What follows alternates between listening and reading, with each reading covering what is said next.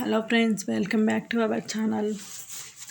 మిద్దె పైన మిరపకాయలు ఆరబెడుతున్నాను. అవి ఆరినవో లేదో అని చెక్ చేస్తున్నాను.